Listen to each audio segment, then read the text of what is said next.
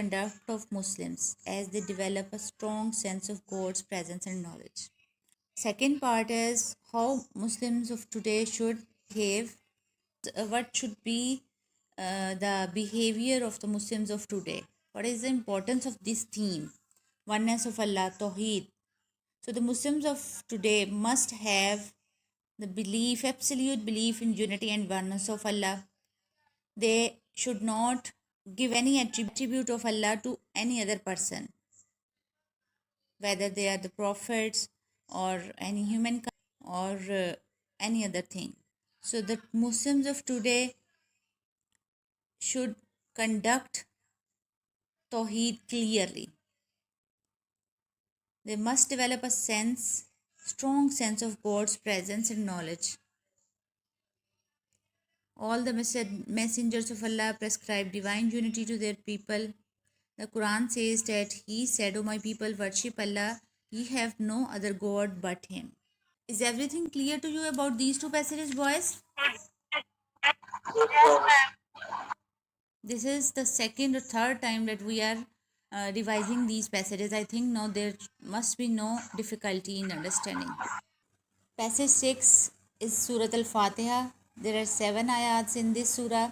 Alhamdulillahi Rabbil Alameen Ar-Rahman Ar-Rahim Maliki Yawmiddin Iyyaka na'budu wa iyyaka nasta'in Ihdinas Siratal Mustaqim Siratal Lazina An'amta Alayhim Ghairil Maghzubi Alayhim Walazzallin आमीन. ये सूरत तो आप लोग नमाज में बार बार पढ़ते हैं. इसकी ट्रांसलेशन भी आपको आती होगी.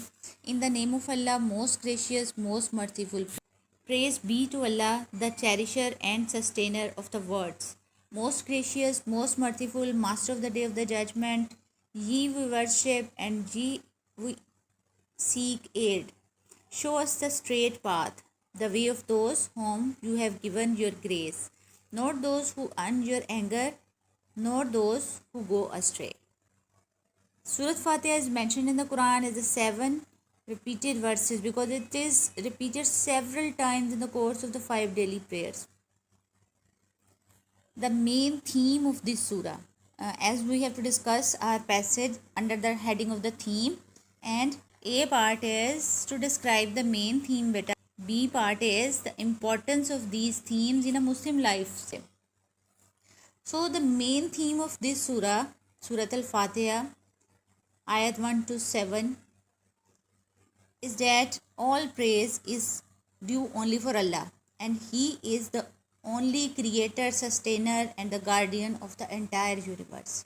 It explains the Allah's relationship with the created world. This created world belongs to Allah only. He is the only creator of the world. He is the only sustainer. He is the only cherisher. He is the only master and absolutely worthy of worship. Total submission and seeking guidance belongs to Allah only. He is the Lord of the worlds. We were discussing about the theme of Surah Al-Fatiha. The main theme of this surah explains the praise is only due to Allah, and He alone owns the dominion of the universe and has absolute power. He is the most gracious, most merciful, cherishing, maintaining and guiding the creation. Allah is the master of the day of the judgment. He is just and full of authority to punish, reward or pardon anyone He pleases. We worship, obey, submit and pray our services and devotion only to Almighty Allah. Allah is the personal name of one supreme being who is free from all the defects and shortcomings and who alone is worthy of worship. He is the most high, the supreme, His majesty and glory, knowledge and will encompasses everything physical and spiritual in the earth and the heavens. He is all powerful and has full authority and control over and the right to use anything or deal with it in any manner.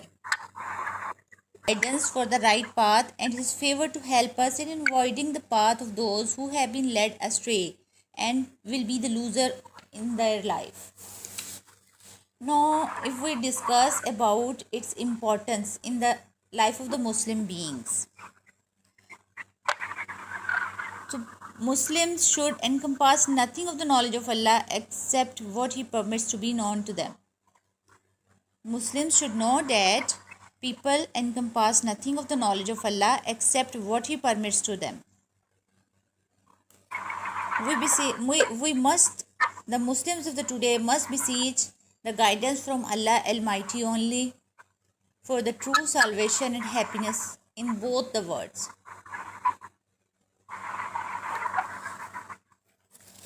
Clear, boys?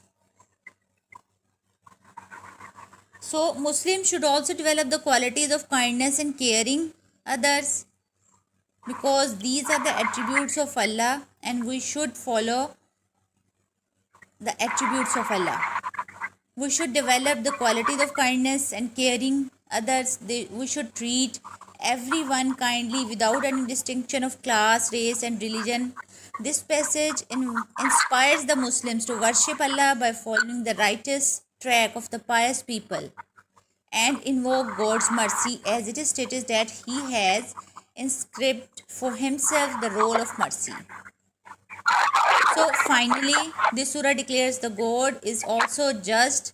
He will dispense absolute justice on the day of the judgment. So Muslims should remember that they will surely get reward in the life hereafter.